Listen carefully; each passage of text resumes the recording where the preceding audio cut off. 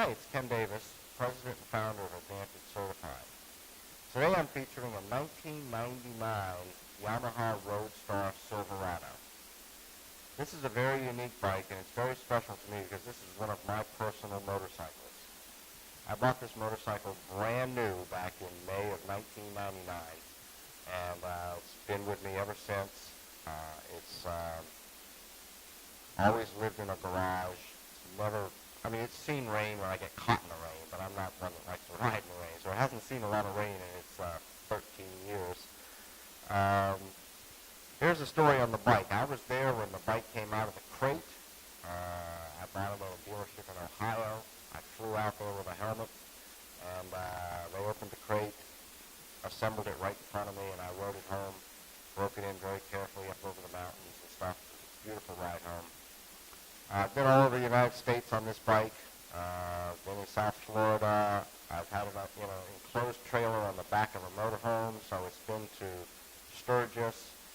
It's spent about 7 of the years at a home in Arizona. And so it's been around, but I've got it back here now. But I'm just not riding it. I've got several motorcycles, and even though this is one of my prized possessions, I think it's better off going to someone who's going to use it a little bit more. So here's the story of it. It's had all the maintenance done by me.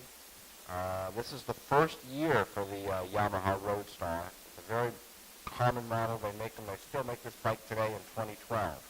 But in 1999, this was the very first year. The Silverado version, which came with the leather bags and the windscreen, only came in 2 colors, either complete black or this two-tone sort of a green and silverish color combination. It's the only year they made this color combination. It's really special in the bike. You probably have never seen another one like it. It has all of the updates that were done to the bike that came available over the first couple of years, little running improvements that they did that they could retrofit. I've had them all done by a dealership. There was a transmission recall done about 5 or 6 years ago. All that's been done. I've been putting the best oil you can buy in. It's about $15 a quart the whole time.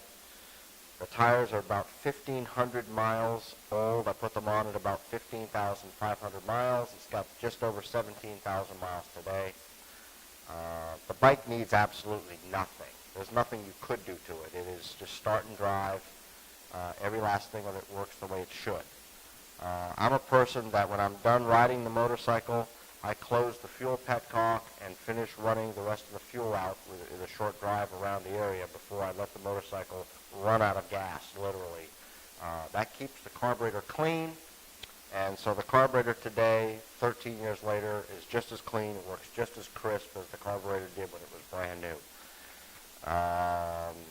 Also, because it's owned by this car business, my car business, the bike has never been titled in my name. I still have the original manufacturer's statement of origin, so if you end up buying this motorcycle, you'll be the first titled owner. Let's see, I got new EBC brake pads front and rear. I just did that last year. This is the Boulevard windscreen. It's an accessory windscreen that came from Triumph. I have the original big, tall, sort of police-looking windscreen that mounts on these brackets at home, and so both windscreens come with the bike. This has the accessory exhaust that I put on it. It's sort of a straight-through glass pack type mufflers. They're from a company called Chromeworks, and I rejetted the carburetor to go with that, so it runs a lot nicer, stronger, sounds very pretty, and I still have the stock exhaust at home somewhere if you want it. The rider's backrest is a nice accessory that I added. It makes it very comfortable to sit back, and you can ride it all day long and be very comfortable. Also, on the left side of the bike, you'll see in some of the photos, I added the power outlet. It's an accessory socket where I can plug in not only a battery charger, but heated riding gear, things like that. Replaced the battery about a year ago, so it's in great shape, and it's been on a tender since the very day it was replaced. And that's it.